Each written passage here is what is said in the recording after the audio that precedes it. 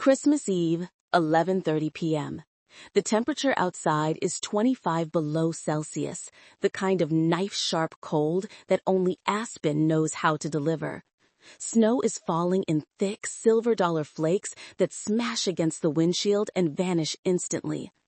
I kill the headlights and let my black GMC Sierra Denali melt into the white darkness on the private road that climbs to Quinn Ridge Chalet, the 5-star resort my family has owned for 3 generations. The engine idles low, the heater blasting, but my hands are still ice. On my phone screen glows a single line in blood-red text, no Christmas cheer whatsoever. Project North Star. Execute foreclosure and charity withdrawal. Yes, no. My thumb has been hovering over yes for almost 5 minutes. Through the frost-laced windshield, I can still see them clearly. Dad, Richard Quinn, in a custom black tuxedo from Milan, silver hair slicked back, raising a glass of Dom Perignon vintage to a Texas oil man in a white cowboy hat. Mom, Evelyn Quinn, in a wine-red gala gown, 42-carat diamond necklace glittering like a private galaxy, tilting her head with that old money smile. And my sister, Madison Quinn, 32, 1.2 million Instagram followers, in a silver sequin dress that hugs every curve, posing for photos on the glass balcony with some B-list Hollywood star. They're standing on the exact balcony where I used to shovel snow at dawn as a kid so guests wouldn't slip.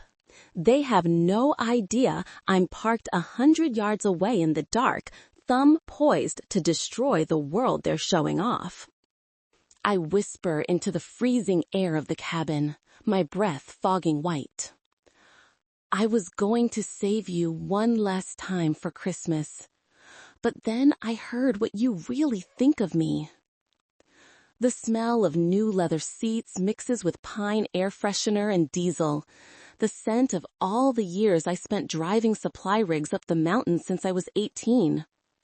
My old Sorel Caribou boots are still caked with snow and sawdust from this morning's sight, leaving dirty prints on the premium floor mats. I don't wipe them. There's no reason to anymore.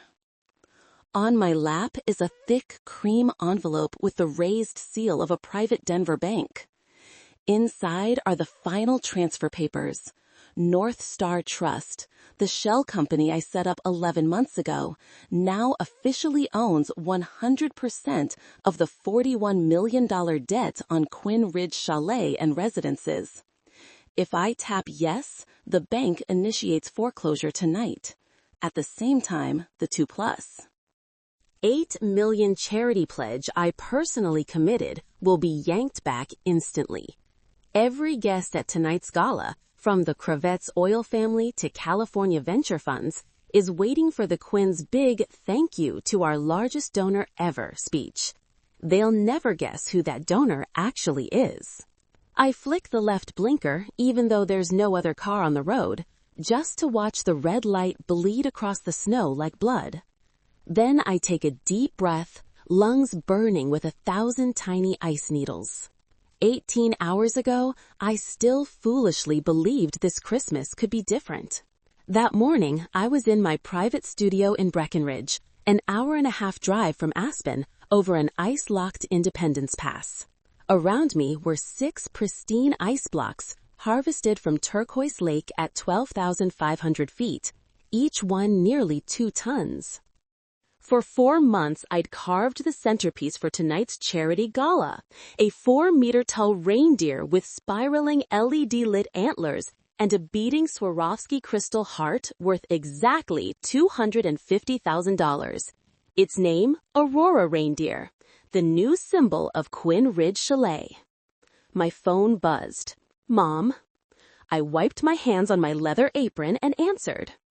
Harper, where are you? Her voice dripped that fake sweet tone she uses when she wants something. In the studio, doing final temperature checks on Aurora. Good. Pack it up and bring it to Aspen immediately. The Kravets family just confirmed. We need something spectacular, so they'll inject capital to save Quinn Ridge. You know the situation. But Mom, I told you, this piece can't handle indoor heat. No arguing. It's Christmas, Harper. You owe the family a gift, don't you? She stressed the word owe like a blade sliding between ribs. I stared at the reindeer glowing in the studio. Thousands of programmable LEDs inside pulsed to Carol of the Bells. My crew had stood mesmerized for hours. I'd planned to leave it at Quinn Ridge forever as my way of saying, I still love you. Not anymore. I hung up, looked at the clock. 5:30 a.m., December 24th. 18 hours left until everything changed forever. Now I rest my hand on the steering wheel, thumb still floating above the screen. Snow thickens, swallowing the windshield. They're still laughing on the balcony, oblivious to the storm about to hit. I whisper one last time, voice steady now. Merry Christmas, Mom, Dad, Maddie. Your gift is on its way.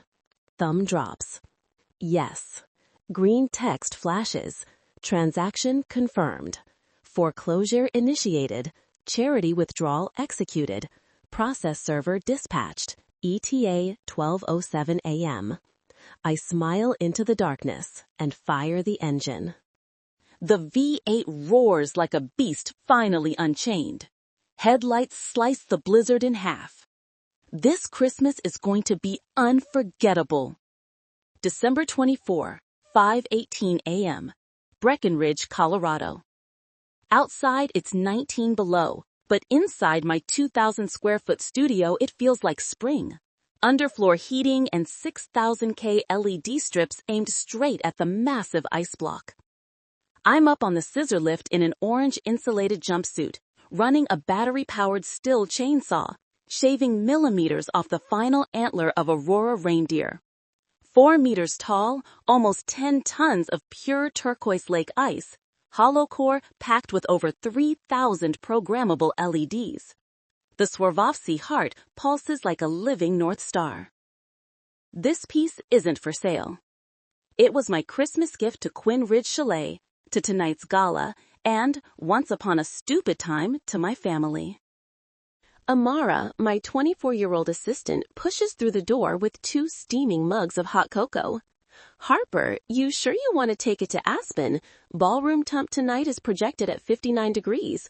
Aurora will be a puddle in under 4 hours. I don't look away from the blade. 3 hours is plenty. After that, let it melt. Amara frowns but doesn't push. She knows when I'm joking and when I'm not. My phone vibrates on the metal workbench. Mom. I sigh, pull my mask down, and put her on speaker. Merry Christmas Eve, Mom. Harper. Evelyn Quinn's voice is ice with no holiday warmth. Where are you? Studio, finishing the final anti-melt coating on Aurora reindeer. 1 more hour. Good. Crate it and get it to Aspen before 3 p.m. The entire Kravets family confirmed. He's considering $100 million lifeline for Quinn Ridge. We need something jaw-dropping. I stop sighing. The sudden silence is deafening. Mom, I told you back in October, this sculpture only survives -10 to 32 degrees. Inside the ballroom, it'll collapse before dessert. 5 seconds of silence. Then that dangerous honey tone I know too well. Darling, it's Christmas. This is our last chance to save the Quinn name from bankruptcy. You don't want your father to lose the resort your grandfather built with his bare hands, do you? I stare at the glowing reindeer, every curve carved by my own frozen fingers over 4 months of nights spent sleeping in the studio. I'd picture Dad clapping me on the shoulder in front of everyone, Mom kissing my cheek, Madison posting an Instagram story tagging me proud of my little sis. Naive. Harper, are you there? I'm here. Then don't disappoint me. You owe this family one last time, don't you? After everything we sacrificed for you? The word sacrificed lands like a punch. Sacrificed? I gave up a full-ride Cornell scholarship so Madison could go to Yale. I worked 3 jobs so they could keep the resort during the 2008 crash. I stayed silent when Madison took full credit for last year's winter light installation that I designed, just so she could land the cover of Vogue Living. And now they weaponize the exact same word, oh. I glance at Amara. She gives a tiny nod. She already knows the ending. I inhale, breath fogging white in the studio chill. Fine, Mom, I'll bring it, before 3. Good girl, I knew you wouldn't let me down. She hangs up before I can say Merry Christmas. I stand motionless on the lift a few more seconds, staring into Aurora's crystal eyes. The LEDs slowly shift from ice blue to blood red to bruised violet. Amara sets her mug down softly. You don't have to do this, Harper. You don't owe them anything. I smile thinly, voice hoarse from cold and something breaking inside my chest. Not yet, but I'm about to. I climb down, strip off my gloves, and open the drawer. Out comes the thick file stamped North Star Trust, Confidential. I flip to the last page, my signature already dry from yesterday. All that's missing is one final click. I check the wall clock, 5:47 a.m. 17 hours and 43 minutes until the world my family lives in collapses at their feet, right as church bells ring in Christmas morning. I sip the hot cocoa. Bittersweet warmth spreads. Amara, call Luis and the transport team. We're going to Aspen. She hesitates. You sure? I look one last time at the glowing reindeer, then nod. More sure than I've ever been. Outside, the snow starts falling harder, burying Breckenridge under a white funeral shroud. I zip my parka to the chin and step into the wind. The biggest Christmas gift of my life is on its way. I was 17 when the Cornell acceptance letter arrived at the walnut dining table in our Aspen penthouse. Emerald envelope, raised seal, the words, Full Ride Scholarship, Landscape Architecture, Class of 2014. I ran through the house barefoot on Persian rugs yelling, I got a full ride. Dad, Richard Quinn, looked up from his iPad for exactly 3 seconds, raised an eyebrow, and said, Nice, but Madison just got into Yale. First-year tuition is $78,400. Mom set down her wine glass without looking at me. You understand, don't you, Harper? We can only afford one Ivy League kid. Madison's older and has natural leadership. You're better suited to holding a shovel. The words floated light as a feather, but hit harder than any slap. I stood there clutching the letter until it crumpled, until Madison came downstairs in freshly curled hair, grinning. Don't worry, baby sis, I'll save you the cutest Yale hoodie. I didn't cry. I went upstairs, tore the letter into tiny pieces, and fed it to the fireplace. The emerald paper curled, blackened, turned to ash before I could change my mind. From then on, whenever anyone asked, where did Harper go to school, the answer was always, oh, she did community college for 2 years and then started her own thing. Like I dropped out to go fishing instead of stepping aside for my sister. At 18, I started at Quinn Ridge Chalet for $12 an hour, snow groomer assistant. I ran the Snowcats at 3 a.m. Groomed runs, hand-built LED logos into the mountainside. Every Christmas, thousands of guests gawked at the light displays I created, tagged at Quinn Ridge Lux. Madison reposted with the caption, Christmas Magic by the Quinn Family, Heart. Never once tagged me. At 20, I earned night school certificates in lighting and mountain landscape design, paid for with tips. At 21, I registered snow canvas design with a $30,000 credit card loan. At 25, we had contracts in Vail, Telluride, Jackson Hole. Last year, revenue hit 11 figures. I bought my first Breckenridge house cash, no mortgage. But at last year's Thanksgiving, when I mentioned the $3 million Yellowstone lighting project, Mom just nodded. Sounds lovely. Just don't get your hands too dirty, dear. Quinn women don't get calluses. I smiled, excused myself, and smoked a mint vape on the balcony while Madison live-streamed from Dubai, flaunting a new Birkin with the caption, "Living my best life thanks to Mom and Dad's hard work." I wonder how many of her 1.2 million followers know my lighting contracts paid for that bag. Every visit home, same refrain. "Harper looks so rugged. Aren't you ever going to dye your hair? That color's a little plumberish. Madison's about to make Forbes 30 under 30, and you're still snow gardening?" I learned to smile through it. Learned to keep a change of clothes in the truck so I wouldn't be called dirty. Learned to stay silent when Mom bragged that Madison just signed a 7-figure brand deal, a deal I paid for so she could be the face of my LED line.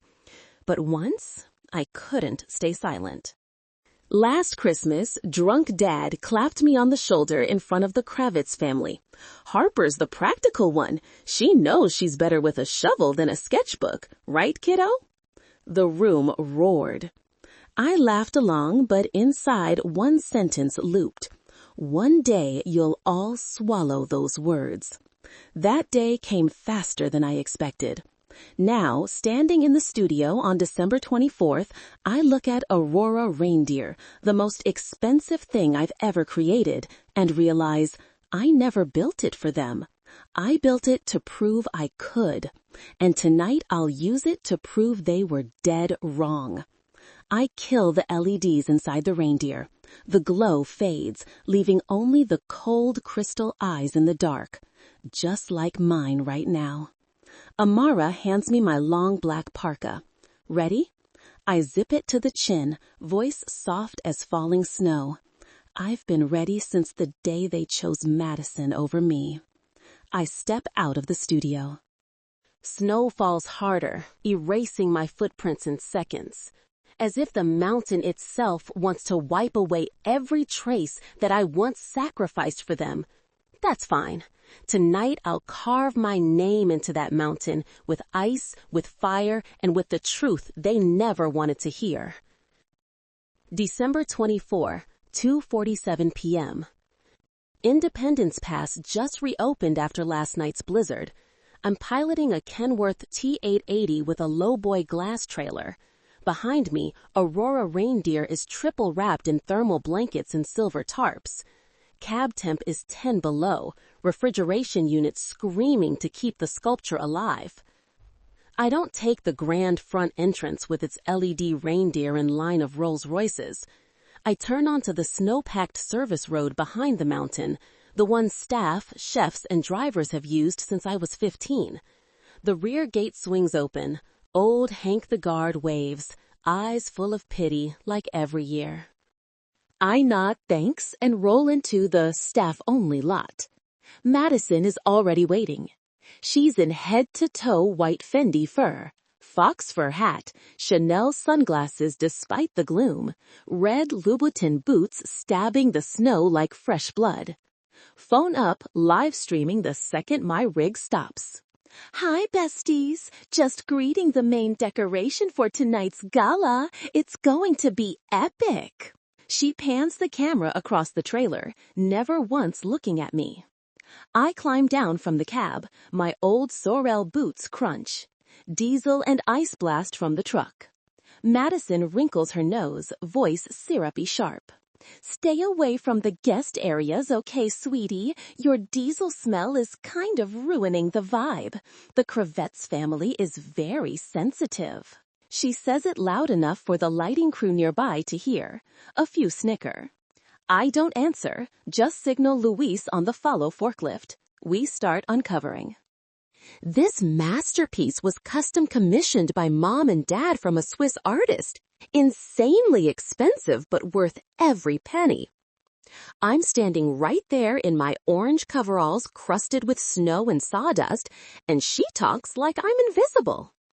Mom and Dad appear from the ballroom service door, already in early gala wear, Dad in Tom Ford black, Mom trailing Valentino red.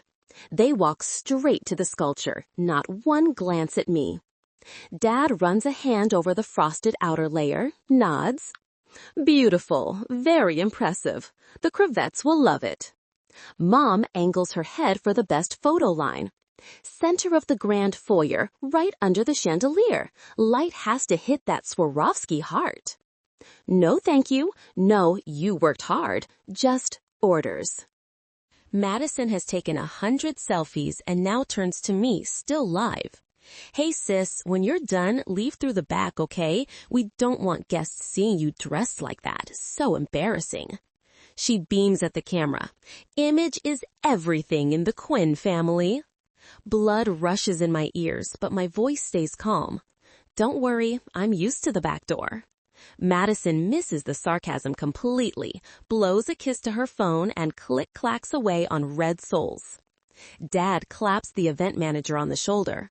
Move fast, less than 3 hours till doors open. Then all three vanish inside, leaving my crew and me in 15 below wind. Luis quietly unhooks the straps. He's been with me since day one. He knows the whole story. Boss, you don't have to do this. I smile thinly, breath fogging. I know, but I want them to see it with their own eyes before it all melts. We use the small crane to lift Aurora onto the wheeled dolly and roll it through the staff corridor. Narrow, smelling of fryer oil, walls peeling, while on the other side of that wall is laughter and clinking champagne of the elite. Inside the grand ballroom, the sudden warmth makes the outer ice sweat instantly. I position Aurora dead center under the massive crystal chandelier, exactly where Mom demanded. Light hits the Swarovski heart and explodes like a supernova. Early guests already gasp and point. A Vogue photographer rushes over, camera raised. Excuse me, could you step aside? I need this shot for Mrs. Evelyn. I back into the shadows. No one notices. Madison reappears with the press pack, plants herself beside Aurora, hand on the melting ice, radiant smile. This is the Christmas gift Mom and Dad have been planning all year, a one-of-a-kind work of art. Flashes pop. No one asks the artist's name. No one looks at me standing in the dark, parka dripping meltwater.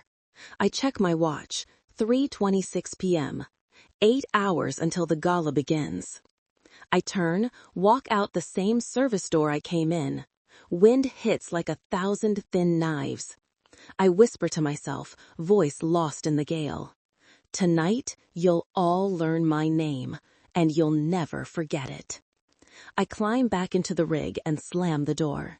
In the rear view, Madison still poses beside Aurora, flashes bursting like Christmas fireworks.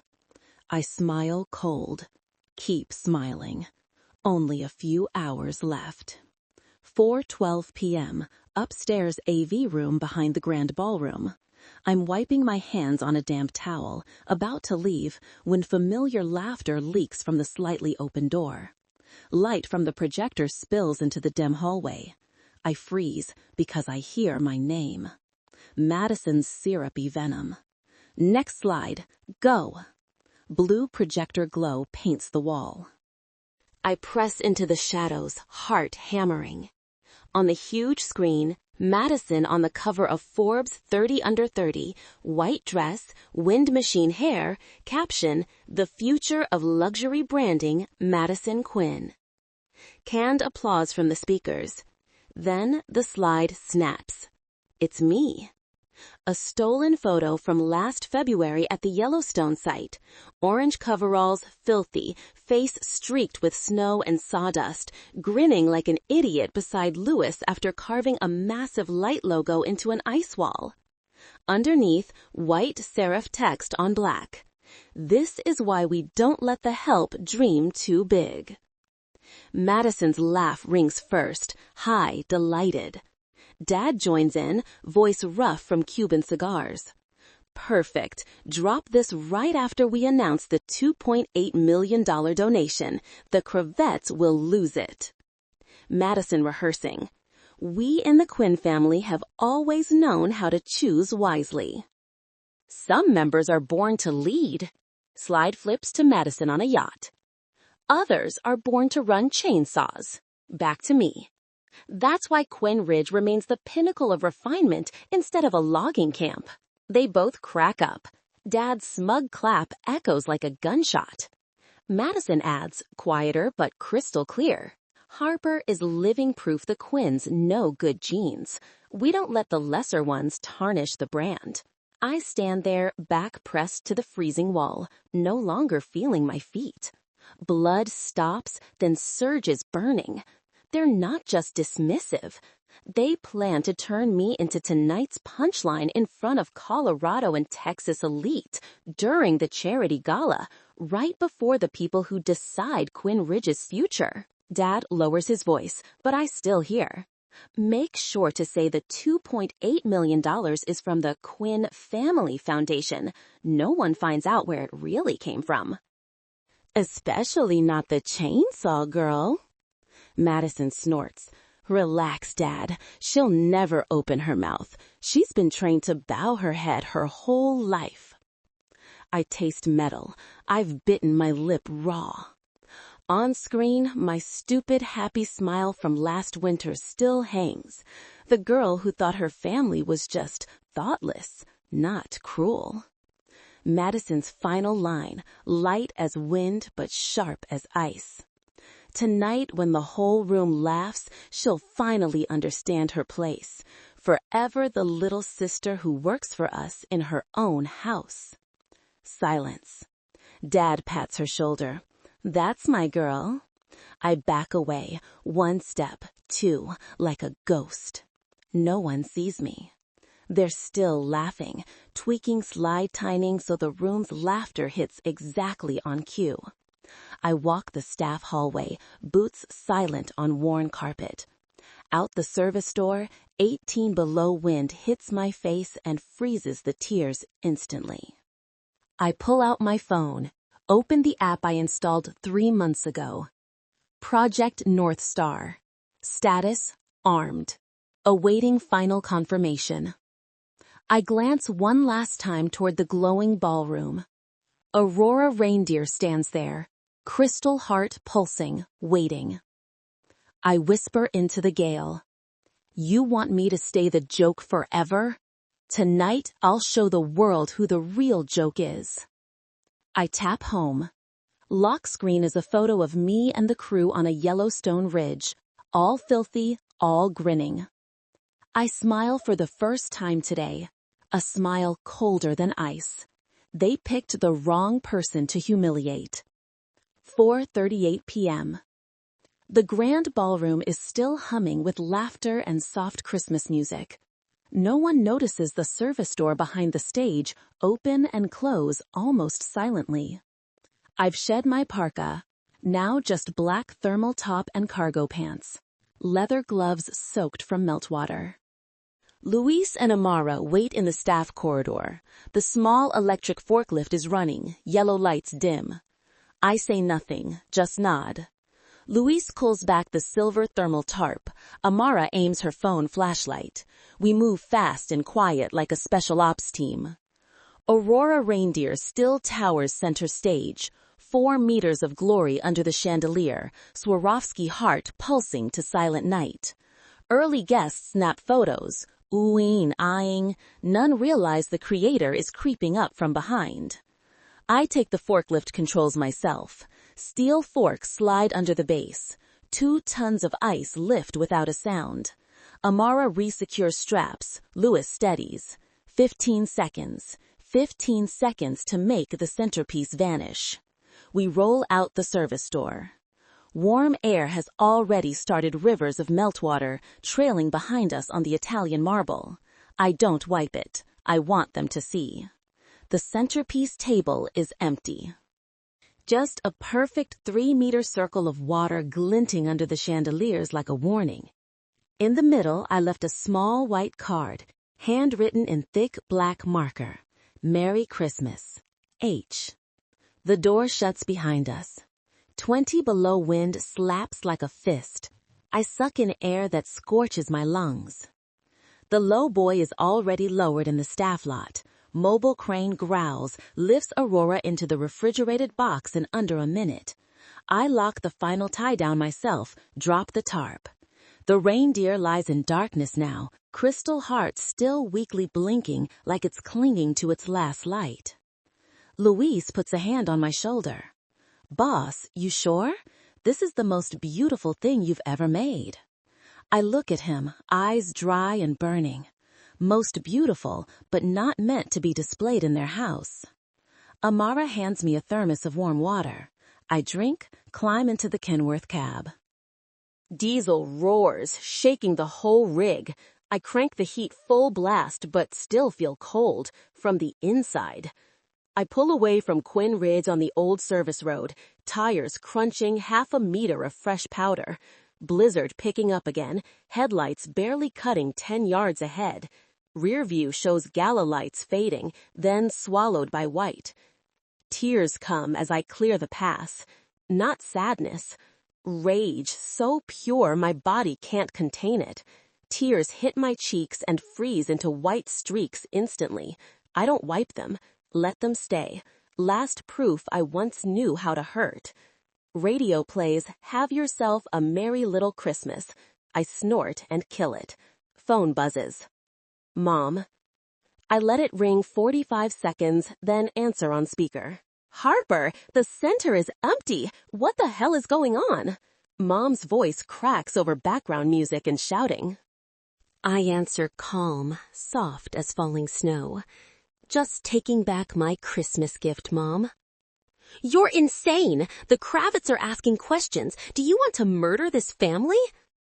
No, I say, eyes locked on the white tunnel ahead. I just want this family to die the right way.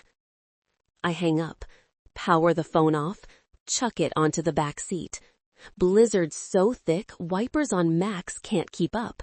I drop to 20 miles an hour, knuckles white on the wheel. The fire in my chest is no longer anger. It's frozen into something colder, harder, unbreakable. I whisper to the roar of the diesel. You wanted me as the punchline? Tonight, I make your entire world the joke. Headlights sweep an old wooden sign. Breckenridge, 62 miles. I smile. First real smile all day. No tremble. Aurora reindeer rides behind me, crystal heart still faintly pulsing under the tarp. It won't melt at Quinn Ridge. It will live. And it will watch everything. As for me, Harper Quinn, I'm officially done being the good one. 7:19 p.m., Breckenridge. Blizzard still raging outside, but the big steel door of Snow Canvas Design Studio rolls open to a different universe. Warm golden light, smell of hot metal and cinnamon cocoa, heater fans humming. Luis, Amara, and Jonah are waiting. The only 3 people on Earth who never once called me the Snow Gardener. Luis, 64, my lead welder since day one, sits on his old stool cradling a huge mug of cocoa, white beard dotted with snowflakes. He stands the second he sees me, says nothing, just wraps me in a bear hug that smells of tobacco and welding rod. I almost lose it again, but hold it together. Amara, 24, my assistant, best friend, the little sister I never had, rushes over wiping snow from my hair with a warm towel. You're home. Good. Her voice wavers. Aurora, okay? Perfect. And about to get even better. My voice is gravel from cold. Jonah Ellis, my personal attorney, 41, 6'3", still in a perfect gray suit despite the storm, leans against the big workbench. Open MacBook Pro beside a thick stack of folders stamped North Star Trust in blue. I toss my soaked parka on the floor. Give me cocoa and talk. Is everything ready? Jonah nods, slides a steaming mug my way. Ready since yesterday, just needs your final signature. He spins the laptop. On screen, the last debt transfer agreement, the number glowing red. $41,200,000. Creditor, North Star Trust, LLC. Debtor, Quinn Ridge Chalet and Residences, Richard E. Quinn, Evelyn M. Quinn. I cradle the mug, inhale cinnamon and dark chocolate, finally feel my fingers again. Read it back to me, Jonah, all of it. Jonah doesn't need notes. 11 months ago, when the private Denver bank gave Quinn Ridge 180 days before seizure, you instructed me to form North Star Trust in Delaware. We purchased the entire principal and penalty debt, total $41.2 million at 68 cents on the dollar. The contract contains a clause. If before December 25 this year, the debtors either paid in full or showed meaningful management reform, North Star would forgive the entire debt as a Christmas gift. If not, North Star has the right to initiate immediate foreclosure, no prior notice required. He pauses, locks eyes with me. You gave them 11 months to change. They didn't. They even plan to publicly humiliate you tonight. Louise slams a fist on the steel table. Boom! Bastards! Amara grips my hand. I set the mug down, voice cold as the ice I just stole back. I actually thought if tonight they just once said, "Thank you, Harper," or at least didn't insult me, I'd hit the forgive button. I had a handwritten letter ready. Merry Christmas. Let's start over as a family. But they chose to put up a slide of me covered in snow, calling me the help. I laugh. Zero warmth. So this Christmas, they get a different gift. Jonah slides the Mont Blanc across. Final signature, page 47. Then I hit send. Bank locks every Quinn Ridge account in 15 minutes. Simultaneous charity withdrawal letter goes to the gala organizers and every VIP guest, with the note you wrote. I pick up the pen. Heavy black ink. Luis rests a hand on my shoulder. Mija, you sure? I look at him, at Amara's teary eyes, at Jonah waiting. This is my real family, the ones who stayed with me at 3 a.m. in blizzards, who celebrated million-dollar contracts, who never once told me I belonged with a shovel. I sign. Harper Quinn, strong, unshaking. Jonah hits enter. Green text, transaction confirmed. Foreclosure process initiated. Charity withdrawal notice dispatched. Amara throws her arms around me. Luis pats my back like I'm his daughter. Jonah actually smiles. Merry fucking Christmas, Harper. I look out the window. Snow still burying Breckenridge. 60 miles away, the most expensive Christmas gala in Colorado is in full swing, and they have no idea they're already dead. I raise my cocoa, clink mugs with the three of them. Now we get ready to go back to Aspen. I still have one more present to deliver in person. Aurora reindeer waits in the cold room, crystal heart still pulsing. It won't appear where they expect. It will appear where the whole world has to see. 8:03 p.m., Snow Canvas Design Studio. Outside the blizzard howls. Inside, the four of us sit around the big steel and walnut workbench under a single cold LED strip beaming down on the plan. Jonah pulls up the wall screen, splits it 3 ways. Live security floor plan of Quinn Ridge Chalet. Tonight's gala guest list. 187 names, 41 of them high net worth decision makers. Countdown clock. 02 hours, 57 minutes, 12 seconds until the Quinn family's official speech. We're not just taking Aurora back. I want them to lose everything in front of the only people who matter to them. We're not just taking Aurora back. I want them to lose everything in front of the only people who matter to them. Jonah nods, clicks. 2 prepared documents appear. Foreclosure noticed. $41.2 million past due, effective immediately. Charity withdrawal letter. $2.8 million publicly pledged in October under Harper Quinn and Snow Canvas Foundation. I want both delivered by hand on stage at exactly 11:07 p.m. The second Madison says, "We are so grateful for the incredible support tonight. I want the entire room to hear every word. I want the Kravitz family to stand and leave first. I want Madison's live stream to capture the whole thing." Amara smirks for the first time all day. I already slipped a tiny override into the audio system. Stage mics auto-switch to house-wide the moment the server speaks. No mute button works. Lewis points at the floor plan.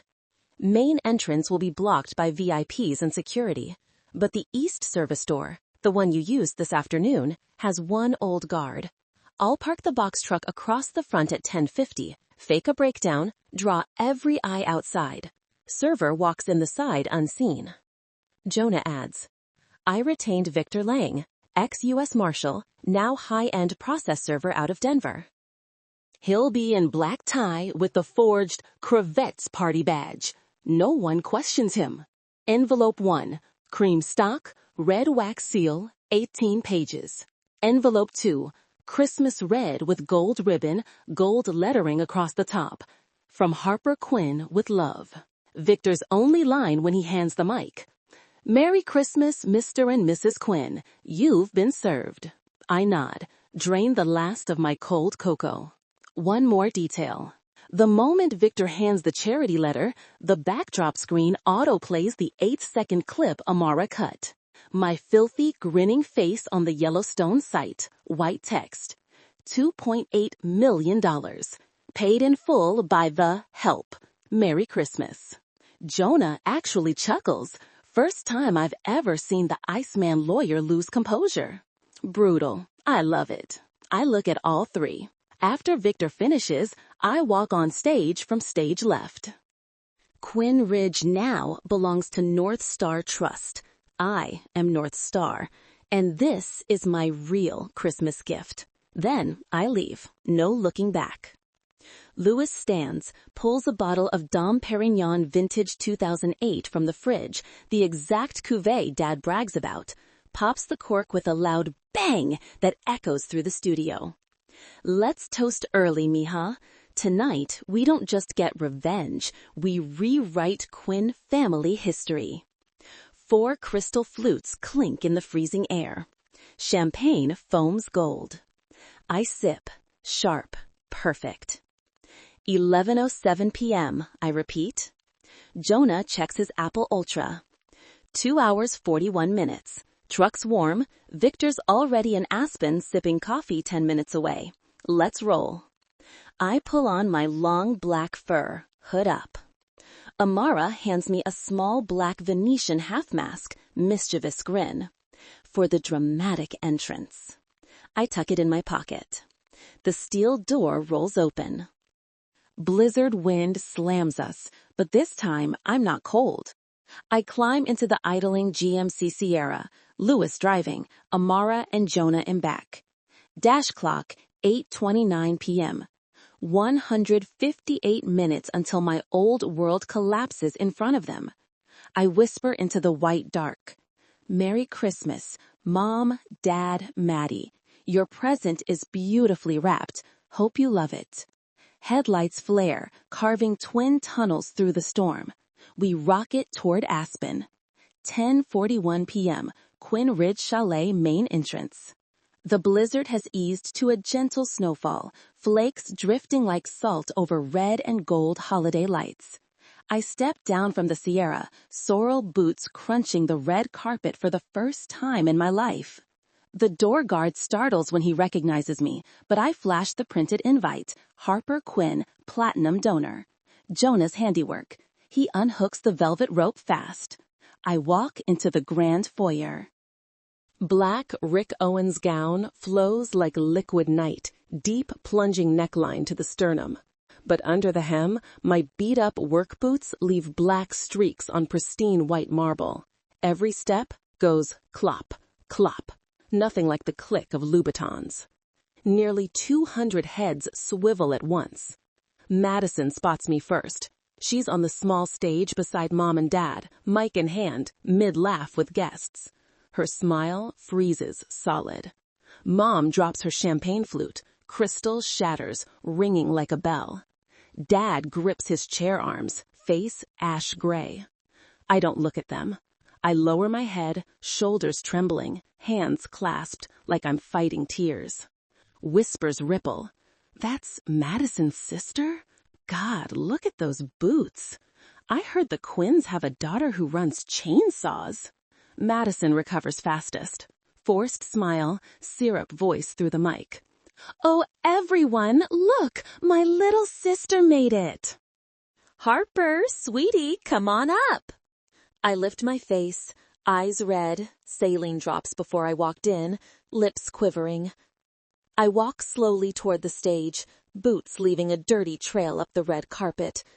Every step makes the room flinch at the contrast, couture gown, construction boots. I stop at the stage steps, bow my head deeper, voice tiny, but the room is so quiet everyone hears. I just wanted to say sorry for disappointing everyone this afternoon.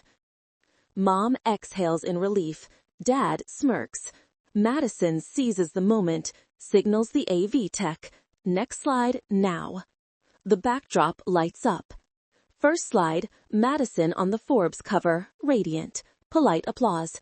Second slide, me, filthy, grinning with a chainsaw. White text.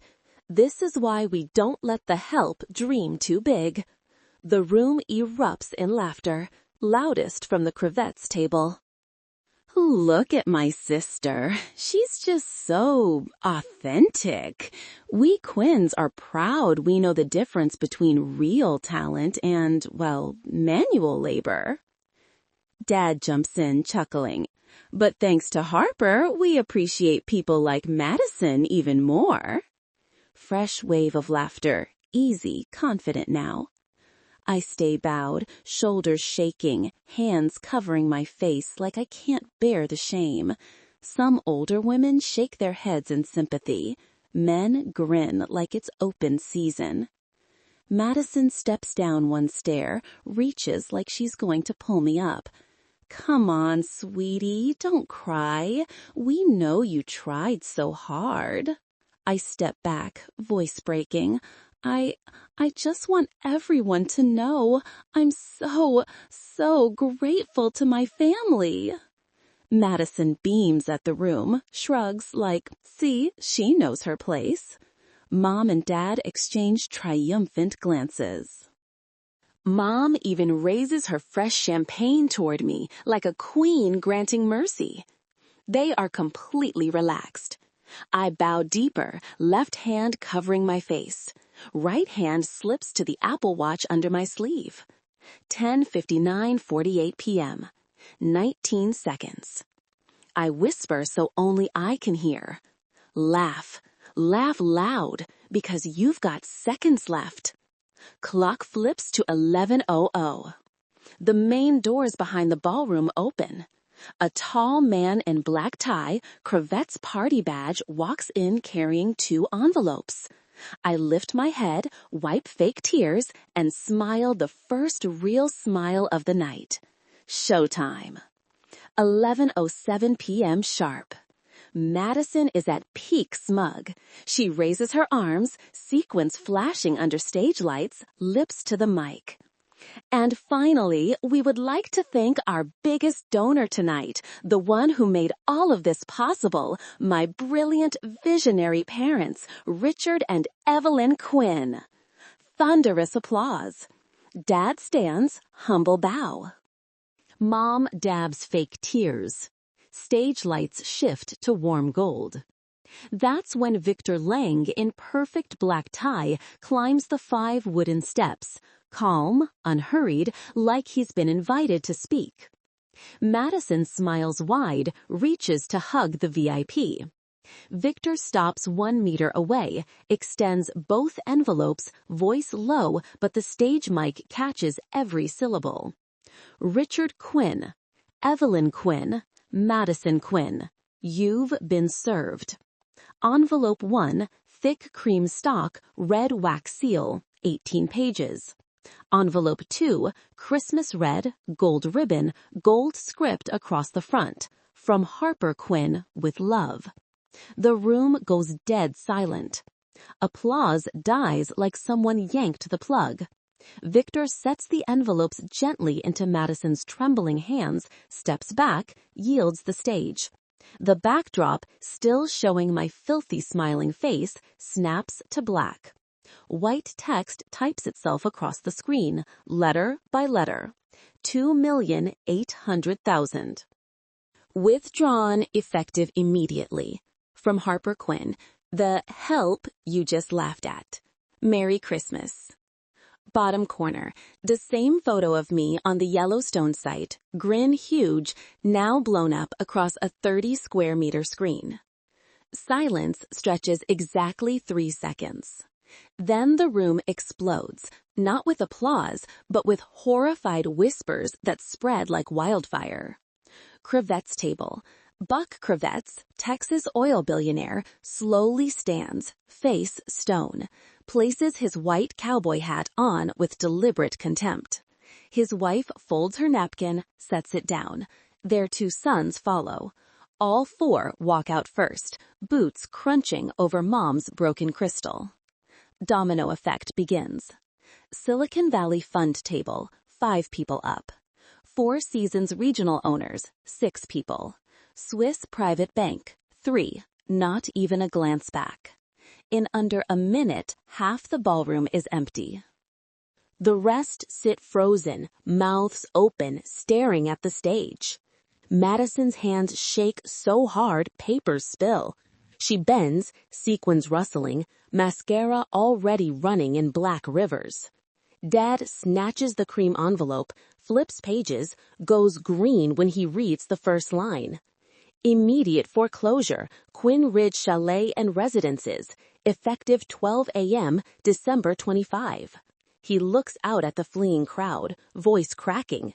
This is a misunderstanding. Please stay calm. But no one is listening.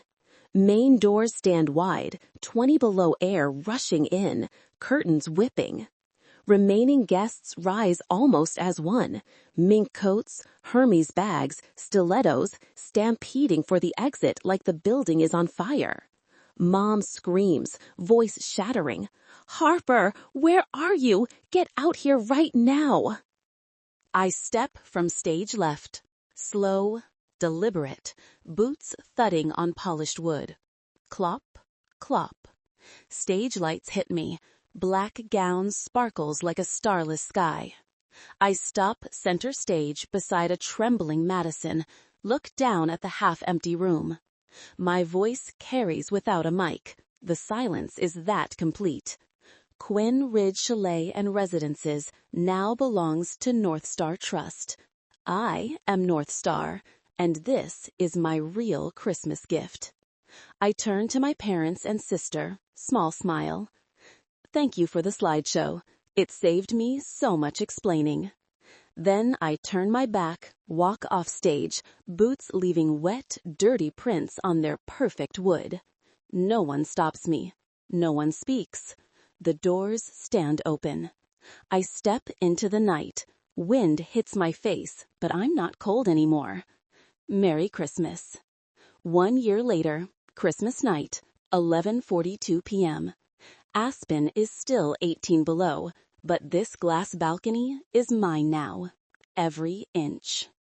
I stand in the exact spot where my parents and sister once raised champagne and mocked the help. The old brass sign, Quinn Ridge Chalet, has been gone for months, rusting in a Breckenridge scrap pile. In its place, laser-etched into black granite, North Star Lodge, a snow canvas experience.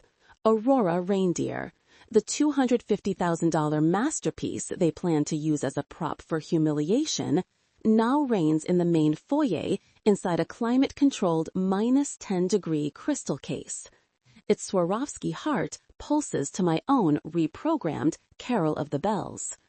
Guests pay an extra $500 just to photograph it. I'm in a long black mink, cashmere turtleneck underneath, still wearing the same old Sorel caribou boots, now polished by Luis, but scars intact. Luis, Amara, and Jonah stand with me on the balcony. Luis is now COO and 12% partner. Amara is creative director and 10% owner.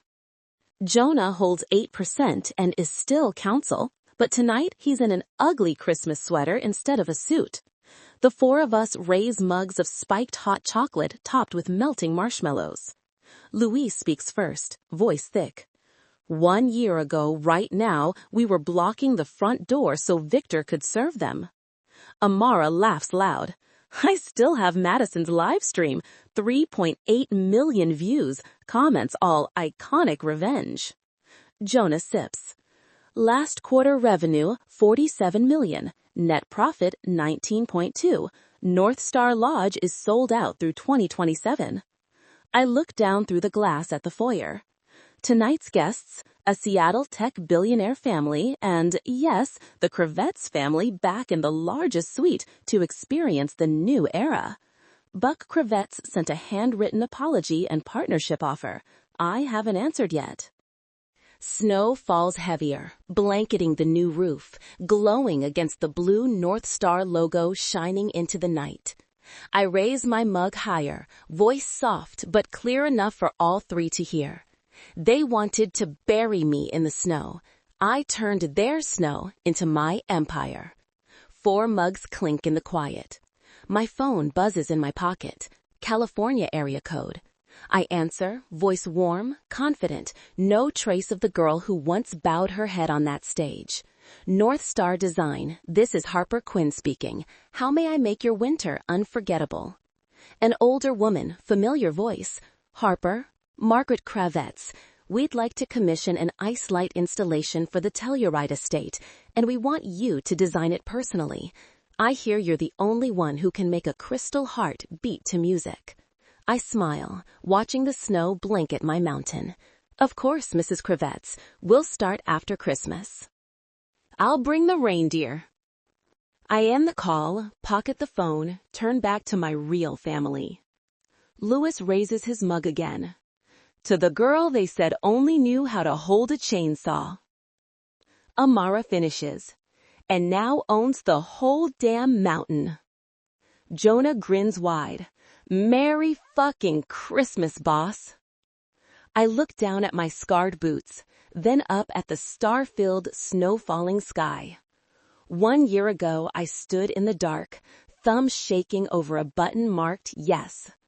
Tonight, I stand on top of the mountain, the entire winter world in my hands. Snow keeps falling, but this time it falls on my territory.